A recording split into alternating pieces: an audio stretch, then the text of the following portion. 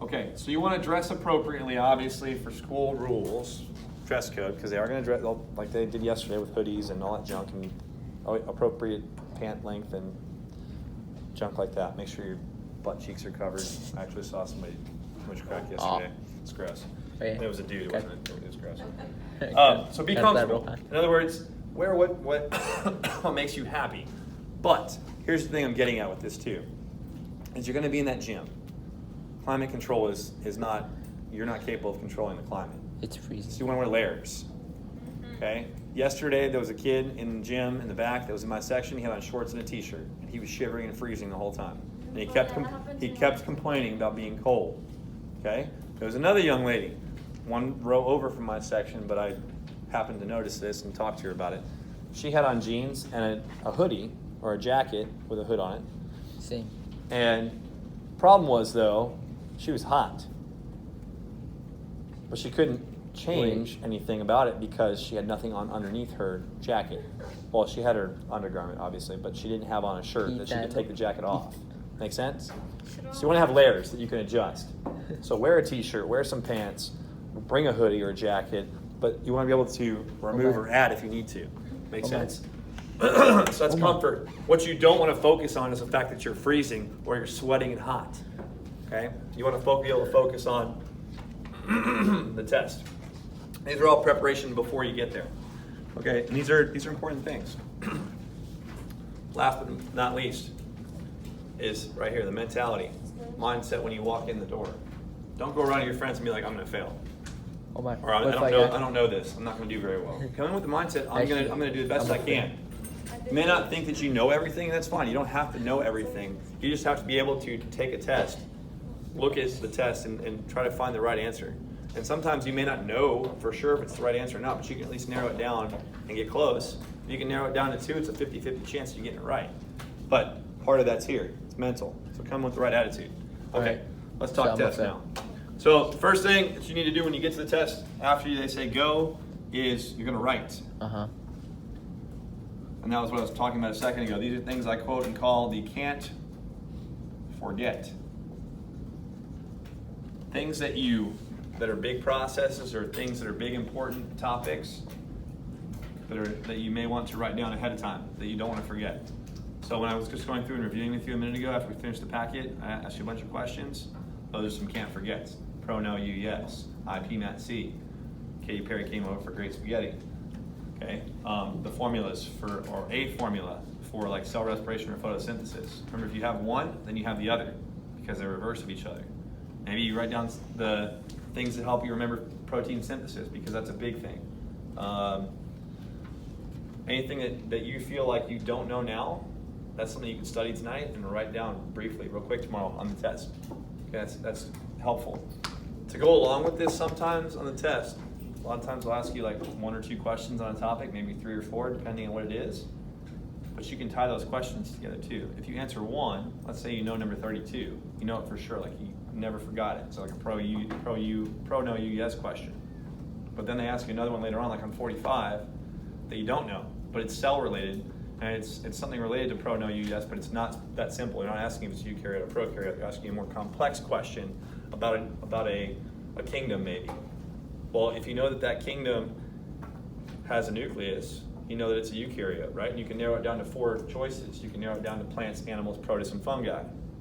Well, then if they tell you that it has a chloroplast, well, then you can narrow it down from there. You know that it's a fungi, a plant, or it could be a protist, right? Those other 2, the fungi and the animal cell, go away. Yeah. So you can narrow it down that way by knowing information from previous questions. So those are kind of the can't forget things. Interesting. Okay, this one. Next thing I'm going to tell you is I call it the skip and save. Oh. And I'm actually going to add to that review. Okay, so skip and save. We're skipping what we don't know. Yeah. And we're saving it for later. Okay? And then these are the questions you're going to review at the end as well. You're going to go back through these questions twice. The ones that you know from the get-go, don't review those because you always want to go with your gut instinct. Does that make sense? Mm-hmm. It's like you for sure know it, mark it somehow. Because don't review that one. Because if you change it, you're probably going to get it wrong. Go with your gut. Go with that gut instinct. Okay, skip, save, and review. Talked about that. Okay. This kind of goes back to preparation up here. I should have mentioned earlier, it's part of eating, but peppermints. Peppermint. Why peppermints? Oh, they help you remember or not? They help you remember things. What about It's chocolate? actually really scientifically proven that if you have a peppermint in your mouth, for some reason it helps you to remember things that you wouldn't have remembered without it. What about It's crazy. chocolate? I haven't heard that one, but maybe. This one for sure, I know. I've seen it in studies. Everything I looked at strategies yesterday. Interesting. This was one of the things that kept popping up. Isn't it like if you chew gum during when you learn something and you chew the same piece of Sure. gum, it Same kind of idea, right? Yeah, if you're a gum chewer and you've chewed gums, it can help you jog your memory too. That's what this does too. It's just in a different way. So if I buy Okay, so those are preparations. I'll come back to that in a second again. Oh, I forgot. Okay, so we got the write downs, we got the skip, save, and review. Mhm. Okay, the other thing I forgot to talk to you about that's important as well at the very beginning is time. There's 4 things I want to talk to you about here: length, budget, breaks, like breaks, taking a break, and the word rush. Okay, length. How long is the test? 4 or 5 hours. Okay, so it's good to know that ahead of time is 4 hours. Technically 5 with extra. So you'll be in there longer than 4 hours, but it's 4 hours. The actual length of start to finish, when you start testing to when you finish testing, when they say go to when they say stop, is 4 hours. Yesterday was from 7:57 to 11:57. Jesus 4 hours. Christ. Okay? Budget. You're going to budget this. Okay? If you have 4 hours and you know the number of questions, right? So quick maths. Divided by hours. You can budget your time. How many questions per hour do I need to answer? How many questions per half an hour do I need to answer? Yeah. Whatever it might be. And it doesn't necessarily have to be this whole time. Let's say you want to do it in 3 hours and have the hour extra. I wouldn't recommend doing it less than 2 hours, because that means you didn't review anything, right? So most of you tomorrow will probably finish the 60 questions in probably about an hour and a half, is my guess. Spend the extra half an hour or more going back and reviewing these ones that you skipped and saved. Or going back through and looking at trying to tie other answers into answers that you don't know, okay? But budget, so like let's say that you're one of those people that likes to use all your time, the entire 4 hours. What that boils down to, if it's, let's say it's 60 questions, that would be 15 questions Each per hour. hour. Sorry, it's a cue. 15 questions per hour. Okay? So how do breaks work into that? So my suggestion too is if you're doing 15 questions per hour, in an hour you can break it down into 15-minute sections. Mm-hmm. Every 10 minutes you answer four to 5 questions and you get a 5-minute break. So you 4 to 5 questions, 10-minute break, or 5-minute break. 4 to 5 questions, 5-minute break. 4 to 5 questions, 5-minute break. If you take the full 4 hours. If you don't take the full 4 hours and you do 3, then you can budget it less than that. So 3 hours, you're going to do 20 questions per hour. There's 60 questions total, right? So you're doing 20 questions per hour. That gives you 3 minutes per question, which is about what you're looking for anyways. So the extra time, the extra hour, gives you time to incorporate breaks, like 5-minute breaks, bathroom breaks, or just needing to stop doing the test for a few minutes because it's just driving you crazy.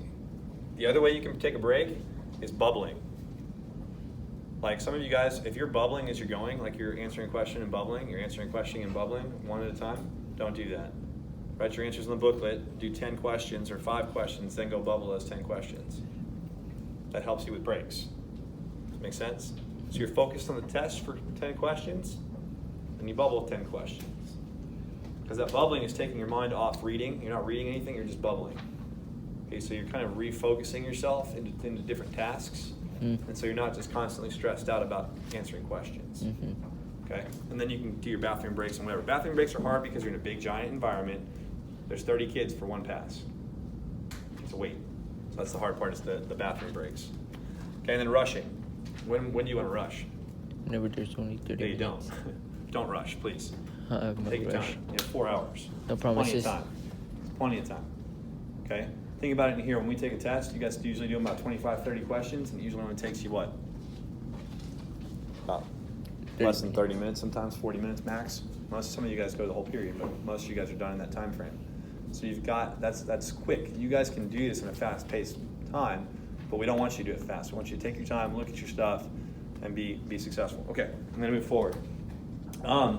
Actual questions. When you get to the actual questions, first things first, I've told you this before, read the question.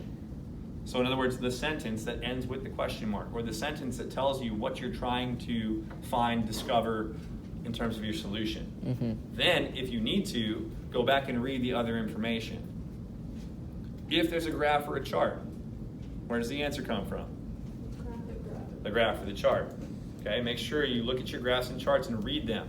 Look at the title of the chart and graph. Look at the axes, the y and x axis of the graph, if it's a graph. Look at what the lines represent. What are you comparing? What are you measuring? All that kind of stuff. It's going to help you answer the question. Okay? Like the enzyme question that we've asked you on like 50 tests this year. Enzyme activity versus temperature or pH. They love to ask those questions. So read the question first, look at the other information, and then read all the answer choices, all 4 of them. And as you're reading all 4, then you can narrow down. Eliminate the 2 that don't make sense. There will be 2 that are totally wrong, that are not related to the question. And there will be 2 that are kind of related. You're finding the best of those 2. Okay? Keywords. Look at the question keywords, look at the information keywords, and then look at your answer choice keywords, like the one we did on the warm-up today where it was fungi, and you guys were like decomposer, and you can find the decomposer in the answer. That helps you out. The problem is sometimes I'll give you 2 answer choices that have decomposer in it, and you have to figure out which one's got the second answer that's correct. Okay, it might be nitrogen fixing, or it could be that it's returning, or something else. You want the one that makes the most sense for that question. Okay? Last thing, because we're almost out of time. Last strategy is to underline, or mark, or highlight, or cross out. Mark on your test. Okay, I am an underliner. I'm going to underline keywords. I'm going to underline what I'm trying to find in the question. I'm going to underline important keywords in the answer choices, and if they're related to each other or not. But underlining and marking on your test is important. Okay, those are my strategies. All right. Does anybody else have a question regarding